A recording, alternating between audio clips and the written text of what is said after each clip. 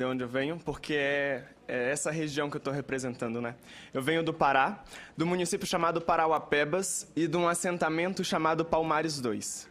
Esse assentamento, que é vizinho de 500 metros da maior mina de mineração a céu aberto do mundo, que tem dentro do seu território a ferrovia Grande Carajás, que está passando pela sua duplicação, que tem os cabos de fibra ótica que transportam as informações da Vale e que tem que é cortada pelo rio que é jogado os rejeitos da Vale. Então, nós estamos numa situação, mas é esse assentamento que tem dado exemplo para mim, quanto jovem, que tem dado exemplo de resistência para a construção desse movimento. Esse assentamento, que não difere dos territórios da maioria dos companheiros e companheiras que estão aqui, é que tem dado exemplo para esses barões do minério que nós não estamos de brincadeira e nós não iremos embora das nossas terras pelo lucro do capital internacional. E queria falar que essas fronteiras da riqueza que são criadas, que são utilizadas com esse nome, é fronteira de riqueza para quem? Pois é difícil falar de direitos humanos aqui nessa casa sem lembrar das crianças que estão neste exato momento fazendo carvão para alimentar as siderúrgicas de Marabá, que neste exato momento estão vendendo bala, laranja, água e outra infinidade de coisas para ter a sua subsistência. A infância não foi inventada nesse território, companheiros? É isso? É difícil falar de direitos humanos numa região em que eu venho, em que a gente assiste os trabalhadores pegarem os ônibus para exercer o trabalho que mais mata, mutila e enlouquece no mundo. E eu vejo meus colegas de classe pegando os ônibus em turnos cada vez mais estranhos, porque trabalhar da 1 da manhã às 6 da manhã e dormir o restante do dia é pedir para abdicar da vida. Da vida.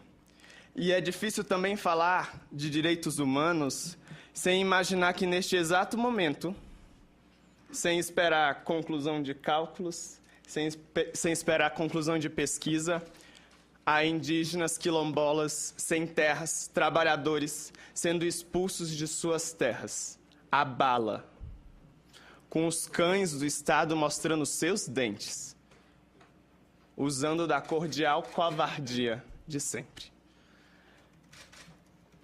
Mas eu também queria dizer que a gente não é coitadinho.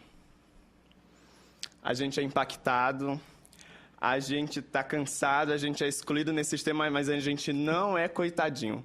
Não nos enganemos, companheiro, esses barões do minério têm medo da gente. Têm medo desse povo organizado.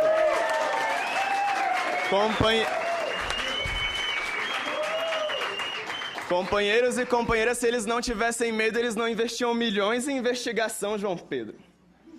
Se eles não tivessem medo da gente, eles não botavam a polícia no nosso encalço toda vez que vê 50 trabalhadores reunidos.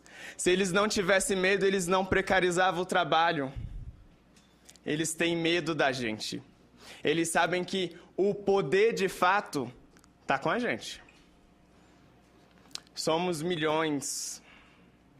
E esse salto de qualidade que a gente está dando com o movimento nacional e com essa movimentação internacional provoca muito mais medo ainda.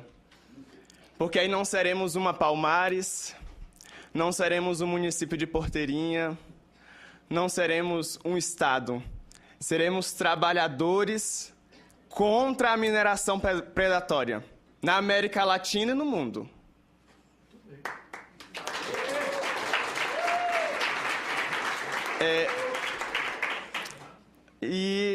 Morar nesse território, a gente vai aprendendo muitas coisas, né?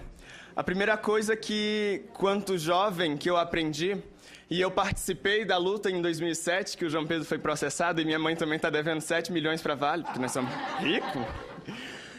Você colega do céu. Que a gente... Não, obrigado. Eu estava lá. E esse território me ensinou que é a luta que vai fazer a transformação na vida das pessoas. Na vida de cada um e cada uma que estamos aqui. E como João Pedro disse, lutaremos hoje, amanhã, depois, sempre, até o basta. Até o fim da negação.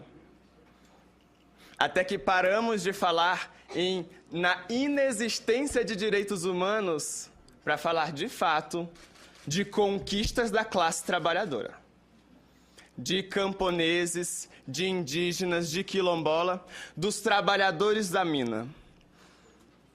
Porque se a gente não fosse importante, a Vale não se empregava tanto em formar uma cadeia ideológica que silencia a nossa juventude. Companheiros e companheiras, a Vale, e aí eu aproveito para denunciar, está construindo nas cidades em que o projeto são instalados, cadeias ideológicas que transformam a nossa juventude em silenciadas, em cegas. Porque a gente aprende desde cedo, nos joguinhos que a Vale distribui nas escolas infantis, que se tu não conhece os projetos de melhoramento ambiental da Vale, tu tem que retornar 2 casas, num joguinho de lundum que é distribuído. Isso é ou não é lavagem cerebral, companheiros? Distribuir brinquedo, bala com rótulo da Vale nas escolas infantis de Parauapebas. Colocar outdoor. E aí, outdoor na cidade, que diz assim, agradeço primeiramente a Deus e depois a Vale. É ou não é querer divinificar essa demônio? Isso é lavagem cerebral, companheiros. Essa cadeia ideológica.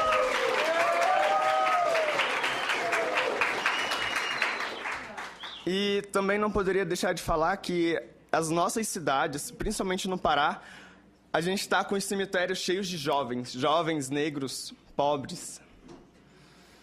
E diferente do que a Vale diz, que ela não tem nada a ver com a violência social, olha o que os dados mostram. Que das 5 cidades com maior índice de violência, 3 são no trecho da ferrovia Carajás. Ela tem ou não tem culpa no cartório? Claro que tem. Então condenamos essa demônio pela morte dos nossos jovens na nossa cidade também. Isso é problema dela também. As nossas pré-cidades, os nossos hospitais lotados com sistema precarizado de saúde pública, com doenças advindo do mineral negócio, é problema da Vale.